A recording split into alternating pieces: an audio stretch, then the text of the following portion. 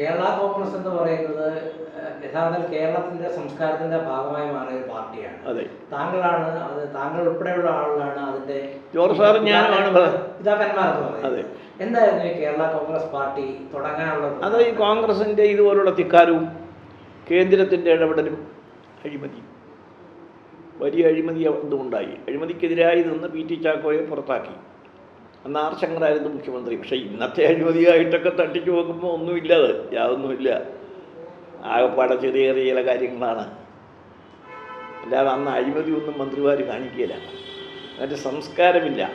ഒരു സ്വാതന്ത്ര്യം കഴിഞ്ഞ് വന്ന ആ സംസ്കാരത്തിന് ഏകാധിപത്യത്തിനെതിരായി പോരാടിയവരുടെ ഒരു തലമുറക്കാരാണ് അന്ന് മന്ത്രിമാർ.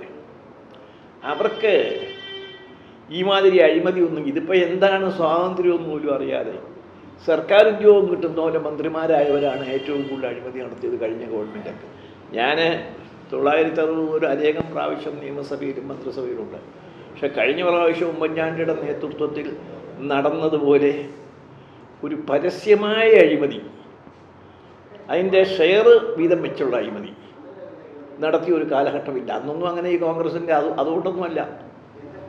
പിന്നെ പി.ടി. ചാക്കോ ഇഷ്യൂ, മന്നത്ത് പത്മനാഭൻ്റെ നിലപാട്, മധ്യതിരുവിതാംകൂറിൽ പ്രത്യേകമായ ചില പൊളിറ്റിക്കലായിട്ടുള്ള വികാരങ്ങൾ, കമ്മ്യൂണിസ്റ്റ് പാർട്ടിയിൽ നിന്നുണ്ടായ തിക്തമായ അനുഭവങ്ങൾ, അതിനുവേണ്ടി ഒരുപാട് ബുദ്ധിമുട്ടുകയും കഷ്ടപ്പെടുകയും, നിങ്ങളോട് പറഞ്ഞാൽ വിശ്വസിക്കില്ല, വികാരം വർദ്ധിച്ച് പണമില്ലാതായപ്പോൾ വയലാറിൽ പോയി മണ്ണ് വാരിക്കൊണ്ടുവന്ന് ഈ മണ്ണ് ഓരോന്നുള്ളു കൊടുത്ത് ആ വികാരം ഉണർത്തി പ്രസംഗിച്ച് 1 രൂപ വീതം മേടിച്ചാണ് വെളിയം ഭാർഗവൻ്റെ 957 ഇലക്ഷനിൽ മത്സരിക്കുന്നത്. വെളിയം ഭാർഗവൻ എന്ന അസുഖമായിട്ട് കൊല്ലം ജില്ലാ ആശുപത്രിയിലാണ്. എനിക്ക് പ്രായമായിട്ടില്ല. അങ്ങനെ വരെ രൂപയുണ്ടാക്കി പ്രവർത്തിച്ചപ്പോൾ എന്നോട് കാണിച്ച, എന്നെ അറ്റാക്ക് ചെയ്ത് കുത്തി ഞാൻ മരിച്ചുപോയനെ, വളരെ സീരിയസ് ആയിരുന്നു. അങ്ങനെയുള്ള സാഹചര്യം വന്നപ്പോൾ പിടിച്ചു നിൽക്കാൻ വേണ്ടിയാണ് കോൺഗ്രസിലേക്ക് പോയത്. അല്ല, കോൺഗ്രസിൻ്റെ ആദർശങ്ങളിൽ ആകർഷകരായല്ല. ഇങ്ങനെ തെറ്റിദ്ധരിക്കരുത്. അങ്ങനെ ഒരിക്കലും ഞാൻ ആകർഷകനായില്ല. ഞാൻ മഹാത്മാഗാന്ധിയുടെ അഭിപ്രായക്കാരനാണ്. അതായത് കോൺഗ്രസ് ഇന്ന് ഇന്ത്യയിലെ കോൺഗ്രസിൻ്റെ കാര്യത്തെപ്പറ്റിയോ ചരിത്രത്തെപ്പറ്റിയോ പുലബന്ധം പോലും ഇല്ലാത്ത, അറിവില്ലാത്ത ഒരു വിഭാഗം നേതാക്കളുടെ കയ്യിൽ എത്തിച്ചേർന്നിരിക്കുക. എന്തിനു വേണ്ടിയാണ് കോൺഗ്രസ് ഉണ്ടായതെന്ന് പോലും അവർക്കറിയില്ല. ആ സാഹചര്യത്തിൽ ഇന്ന് ഇത് വളരെ വർദ്ധിച്ചിരിക്കുകയാണ്. ചെറിയ അഴിമതിയൊന്നുമല്ല. ഈ കേൾക്കുന്ന പല കാര്യങ്ങളും വളരെ വലുതാണ്. ഞാൻ ഇന്നതെന്ന് ഞാൻ പറയുന്നില്ല.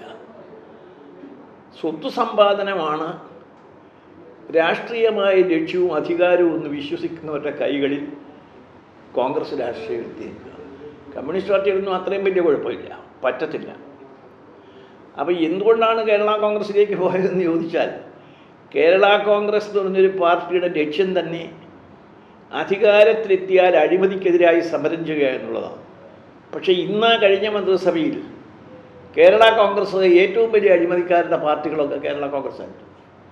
മാണിയുടെ പാർട്ടി ആണെന്നുമില്ലെങ്കിലും, ആരാന്നറിഞ്ഞുകൂടെങ്കിലും, എന്താണെന്നറിഞ്ഞുകൂടെങ്കിലും, ജേക്കബിൻ്റെ മോനൊരു പയ്യൻ, അവനേക്കാളൊരു വലിയ അഴിമതിക്കാരനെ എൻ്റെ രാഷ്ട്രീയ ജീവിതത്തിൽ ഇതുവരെ കണ്ടിട്ടില്ല.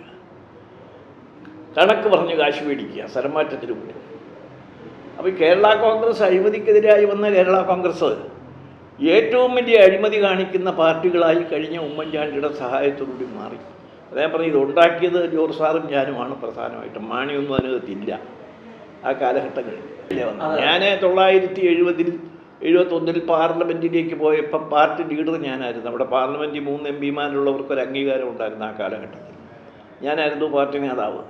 അപ്പോൾ എനിക്ക് ഡൽഹിയിൽ കൂടുതൽ സമയം ചെലവഴിക്കുന്നതുകൊണ്ട് ഞാൻ ജനറൽ സെക്രട്ടറി സ്ഥാനത്ത് തുടർന്നെങ്കിലും ഫങ്ഷൻ ചെയ്യാൻ കഴിഞ്ഞിരുന്നില്ല. എനിക്ക് പകരം അന്ന് കോട്ടയത്ത് ഓഫീസ് ഫങ്ഷൻ ചെയ്യാൻ വേണ്ടി മാത്രം ചങ്കുരുവിനാക്കുന്നതിൻ്റെയും കൂടെ സഹായിക്കാൻ വേണ്ടി കൊണ്ടുവന്ന ഗോപാലകൃഷ്ണപ്പണിക്കരാണ്. ഗോപാലകൃഷ്ണപ്പണിക്കരും പോയപ്പോൾ എങ്ങനെയോ ജോർജ് സാറിനെ സ്വാധീനിപ്പിച്ച അദ്ദേഹമൊന്നും അറിയാതെ മാണി എന്ന് പറയുന്ന വക്രബുദ്ധി ആ സ്ഥാനത്ത് കയറിപ്പറ്റി. അവിടെ മുതലാണ് കുഴപ്പം ആരംഭിക്കുന്നത്.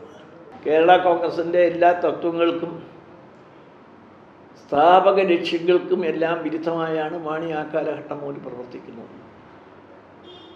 എന്തുകൊണ്ടാണെന്ന് ചോദിച്ചാൽ, അത് കഴിഞ്ഞ മന്ത്രിസഭയിൽ ഉമ്മൻചാണ്ടിയുടെയും കൂടെ എല്ലാ ആശീർവാദവും ഉണ്ടായിരുന്നു. 1-2 MLA-മാരുടെ ഭൂരിപക്ഷം ഉണ്ടല്ലോ. ഇവർ 9 പേരില്ലായിരുന്നു. ആ 9 പേരില്ലെങ്കിൽ ഗവൺമെൻറ് ഇല്ല. ഇപ്പം ഗവൺമെൻറ്റിനെ കൈപ്പിടിയിൽ ഒതുക്കാൻ കഴിയുന്ന ഭൂരിപക്ഷം കയ്യിലുള്ളത് കൊണ്ട് കുഞ്ഞാലിക്കുട്ടിയും മാണിയും ഈ ചെറിയ കക്ഷികളായ വീരേന്ദ്രകുമാർ ഉൾപ്പെടെയുള്ളവരും, വീരേന്ദ്രകുമാർ മാറിയാലും കുഴപ്പമാണ്.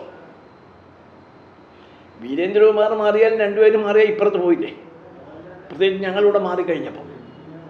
അപ്പോൾ അധികാരത്തിന് വേണ്ടിയും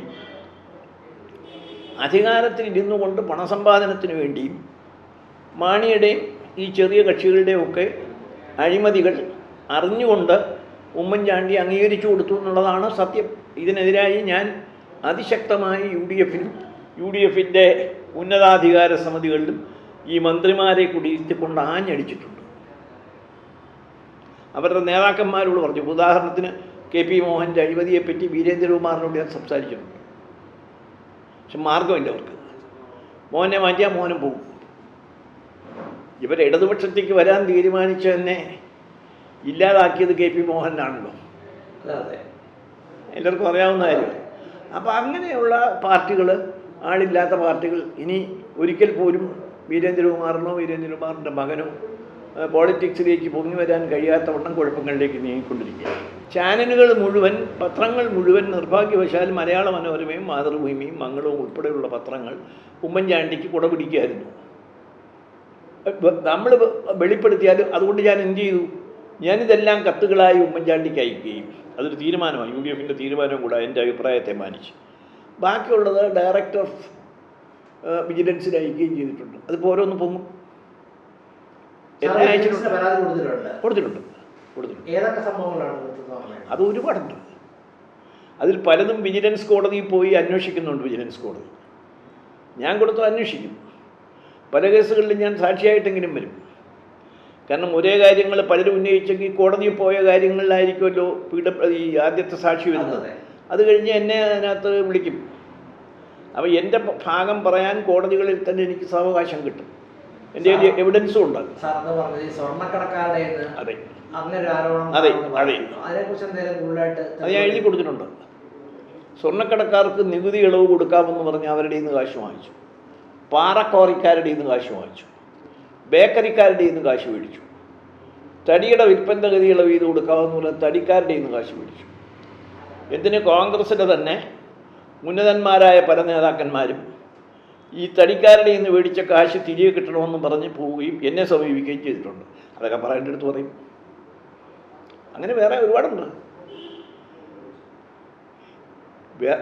നോട്ടെണ്ണുന്ന യന്ത്രം ഒരു മന്ത്രിയുടെ വീട്ടിലുണ്ടെന്ന് മനസ്സിലാക്കിയത് ഈ പാറ പൊട്ടിക്കുന്നവർ കാശ് കൊണ്ട് കൊടുത്തപ്പോൾ അതിനകത്ത് 6000 രൂപ കുറഞ്ഞു. അവർ ഇറങ്ങിക്കഴിഞ്ഞപ്പോൾ എണ്ണിയപ്പോൾ 6000 കുറവുണ്ടെന്ന് 2 മിനിറ്റ് കൊണ്ട് അറിയണമെങ്കിൽ യന്ത്രം ഇല്ലേ പറ്റുകയില്ല. 50 ലക്ഷം രൂപയാണ്.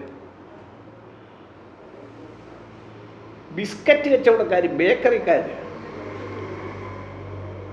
പിന്നെ ഈ നെല്ല് കുത്താൻ കൊടുത്ത മില്ലുകാർ നെല്ല് കുത്തി അരി കൊടുത്തു. പക്ഷെ അവരുടെ നെല്ല് വാങ്ങിച്ചതിൻ്റെ വിലയും കുത്തുകൂലിയും കൊടുക്കില്ല. അതിന് 2 കോടി രൂപ കൊടുത്ത് നേരിട്ട് എന്നെ കൊണ്ട് കാണിച്ചതിന് ശേഷം കൊണ്ടുപോയി കൊടുത്തത്.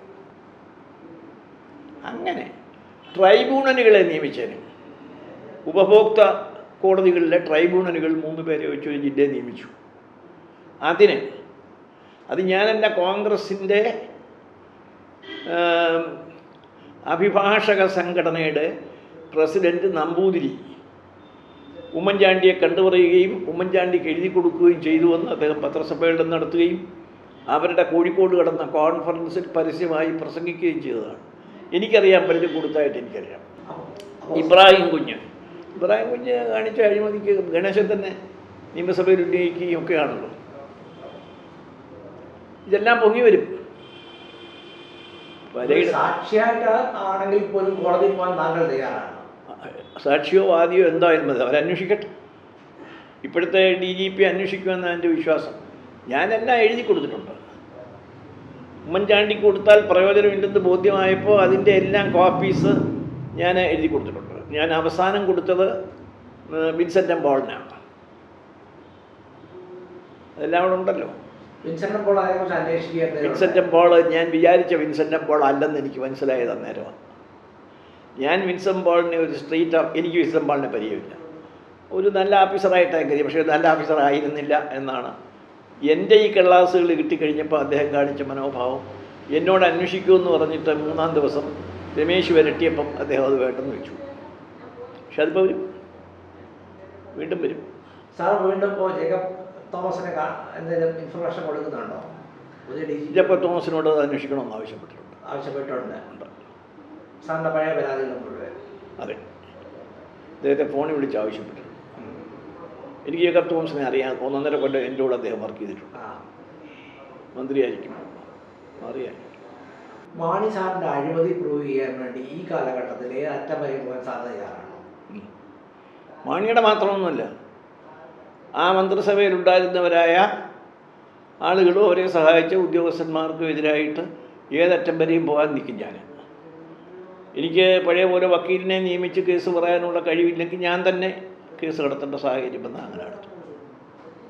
സാർ ഇടയ്ക്ക് പറഞ്ഞു TM ജേക്കബിൻ്റെ മകൻ Anoop Jacob. TM Jacob Kerala കോൺഗ്രസിൻ്റെ ഉന്നതനായ ഒരു നേതാവായിരുന്നു. സാറിന് വളരെ അടുത്ത പരിചയമുള്ള എൻ്റെ ഒരു ശിഷ്യനാണ്. അദ്ദേഹത്തിൻ്റെ മകൻ ഇത്ര വ്യാപകമായ ഒരു അഴിമതി കാണിക്കാൻ തോന്നിയത് എങ്ങനെയെന്ന് വലിയ ക്വസ്റ്റ്യൻ. ഉമ്മൻചാണ്ടിയുടെ പിന്തുണയാണ് പ്രധാനമായിട്ട്. നിങ്ങൾക്കൊക്കെ അറിയാമല്ലേ, വ്യാപകമായിരുന്നു അറിയാമല്ലോ. എല്ലാ സ്ഥലം മാറ്റത്തിനും പോലും ജേക്കബിൻ്റെ മകൻ വലിയ അഴിമതിക്കാരനാണ്. ഇപ്പോൾ പല കേസുകളും വിജിലൻസ് കോടതികളിൽ നടക്കുന്നുണ്ട്. പല കേസുകളിലും ഞാൻ സാക്ഷിയാകേണ്ടി വരും, കക്ഷിയും സാക്ഷിയുമാകേണ്ടി വരും.